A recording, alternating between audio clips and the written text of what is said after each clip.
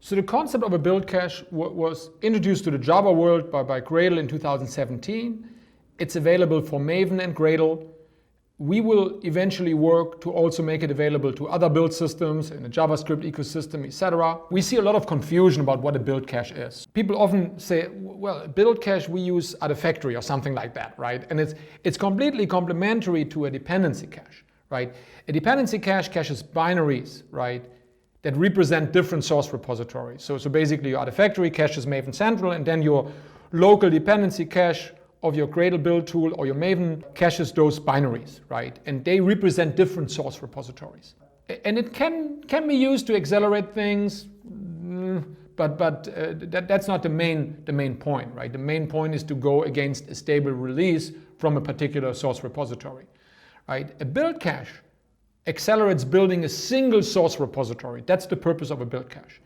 And it caches build actions, for example, Gradle tasks or Maven goals. So let's look at it in a little bit more detail. So all those build action, a Gradle task or Maven goal, they have inputs and they have outputs. And the concept of a build cache is when the inputs have not changed, the outputs can be reused from a previous run. So Gradle has a form of that with the up-to-date checking, right? But if you think about it, the up-to-date checking only reuses output from the previous build when you don't do a clean build, right? So in that respect, Gradle has some form of build caching already in it since whatever, 2010, right? But this build cache doesn't go over time. So when you switch between branches, right? When you build branch A and then you switch to branch B, you build branch B, all the build results from branch A are gone if you don't use a build cache. Right? And then the up-to-date checking is not helping you. And when you do clean CI builds and ephemeral CI builds, it's also not helping you, right? But the key idea is when the inputs have not changed, the output can be reused from a previous run over, and the previous run doesn't mean to be the last run, it can be the run from 2 days ago, right? And of course, it can be reused from across machines, right? So to give you an example, if you look at the compile task, the inputs are the source files, the compile class path, the Java version, the compiler configuration. And what we're doing when we do caching is that we hash all that input. So it's not timestamp based, it's content based. We hash it. And out of those hashes, we create a key that uniquely represents that input. And then we ask the cache, do you have output for that input? If not, then we run the build action, take the output, put it in the cache. If the build cache has output for that input, we get the output from the cache, unzip it into the build output directory, the Gradle build directory or the Maven target directory, and don't run the build action. In this case, the compile task. And what is very important to understand, it's a generic feature. It not just works for compile, it's particularly effective for avoiding test execution. Testing, the inputs are source files, runtime class path, etc. Right? The output are the test results. And if the inputs haven't changed, right, the cache gives us the test results without actually running the tests.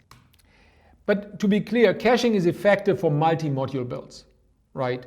Builds with a single module will only moderately benefit from the cache, right? But as soon as you have a few modules, you will get significant benefits from the cache.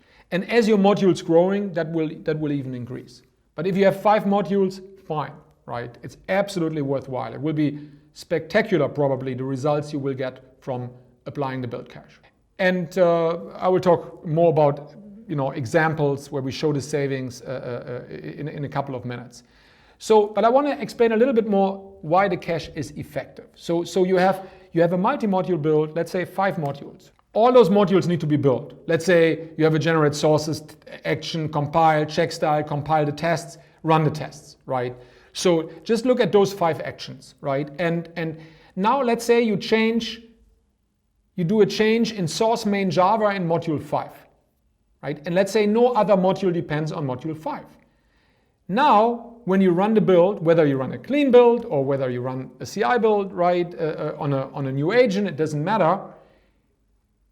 Module 1 to 4, all the outputs of all those tasks are retrieved from the cache. They don't need to be rerun. Only the module 5 actions, because you changed the source code, right, well, the generate sources task probably doesn't need to be run. That will take it. But anyhow, you need to recompile, run check style, compile test, and run a test. But it's only 1/5 of the build actions that otherwise need to be run. So if everything is evenly distributed, your build will be 5 times faster.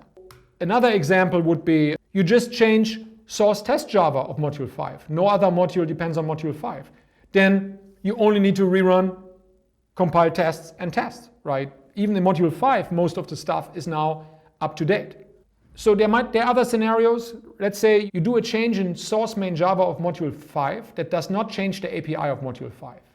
In that case, you need to rebuild module 5, but for module 4, you don't need to run checkstyle again, you don't need to generate the source and compile. What you need to do, because the runtime class path has changed, you need to recompile the tests, and you need to rerun the tests. But that's a fraction of what otherwise is necessary. And if you change module 5 and the API of module 5 has changed, then you also need to recompile module 4. But all the other stuff is up to date and can be retrieved from the cache. So, of course, let's say you have a module 1 and every other module depends on module 1, then and you change the API of a module, then the majority of build actions need to be executed. Still, not all of them, but the majority. But those changes are usually the exception, right? And in average, you have a huge number of tasks, right, per build that does not need to be executed. So as already said, even with only a few modules, a cache significantly reduces build and test times. What we see with larger multi-module builds is that often 50% of the modules are leaf modules, so no other modules depend on that module. And for those modules, the build time is reduced by approximately 1 divided by n, with n being the number of modules, right? So if you have 100 modules, like let's say the Spring Boot project, right, then you have approximately 1/100th of the build time, right, when you change such a leaf module. The effects are tremendous of a build cache. We work with LinkedIn, Airbnb, right, Tableau, big banks, right? So we see that in action, right, every day, right? So we're not speculating here. We have enough evidence. We can really say if you have a multi-module build cache will have spectacular results. Checking the inputs and downloading and unpacking the cache items introduces some overhead, right? But it's often very small compared to the benefit, but it's something you need to monitor. To show you some examples, right? When we started introducing the cache for our CI builds, the average CI build time has improved by a factor of 80%, right? So they're 80% faster in average, right, for the Gradle project itself.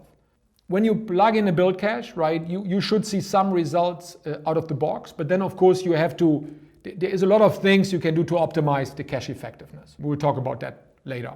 Many of you know the Spring Boot project. It's built with Maven, right, and running compile and unit test on my machine takes about 20 minutes, right? And when we just plugged in Gradle Enterprise with the build cache for Maven, just plugging it in, not immediately, right? The fully cached build was 6 times faster, right? And with some optimizations and later versions of Gradle Enterprise, we get it now under 2 minutes, right? 10 times faster when you have a fully cached build. Usually, you don't run fully cached builds, right? Because you actually have a change that you want to run, but with 100 modules that Spring Boot has, many builds will be much closer to the 2 minutes than to the 20 minutes. What's important to understand, usually you have 2 instances of the cache, right? You have a local cache and a remote cache. And the local cache is used by developers for your non-committed changes. It's very effective, right, when you switch between branches. For Maven anyhow, because you always have to run a clean build. But usually the changes that are published to the local cache are not shared with other developers. And then you have a remote cache that is usually only written to by CI, and this build output is shared with all the developers. And of course with the other CI agents, right? So the remote cache makes CI builds much faster as well as developer builds. And a classical example would be if you do source code generation, right? And developers come to work in the morning and they pull from CI, right? And then they all have to generate the same sources, right? Well, with the build cache, CI has already done that. Why don't immediately get the output, right? So, okay, so the local build cache is a cache directory on your local machine, and it speeds up single developer builds or build agent builds when they preserve the state. And we have the remote build cache, which is a service that you need to install in your organization, right? If you use Gradle Enterprise, it provides such a service. They can be configured so that they replicate from each other. You can have multiple nodes, right? Remote nodes, so that they're close to your different locations, so that is a thing you can make very scalable.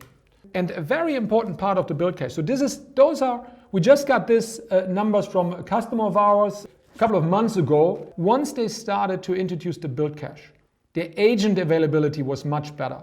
They had about 40% of CI builds were queued, right, in average. And then as they started to introduce the cache and started to optimize the cache, the first time ever they had a situation where not a single CI build needs to be queued. So in terms of CI availability and also costs of CI, a build cache is usually very impactful. So if you want to learn more for Maven, just Google for Maven build cache and it will take you this page. For Gradle, there's a very good tutorial how to get started with caching. If you're not using a cache yet, not using the remote cache yet, absolutely get going with that, right? Even very small projects, right? Like let's say SLF4J. To build and run a test for SLF4J takes 30 seconds, but 25 to 30 seconds. If you do it with a cache, you will get fully cached down to 10 seconds. And if you run this many times, it's worth it, right? So absolutely, right? Build cache, there's nothing that can give you the same performance improvements than a build cache, right? Just because the fastest thing is not to do things at all.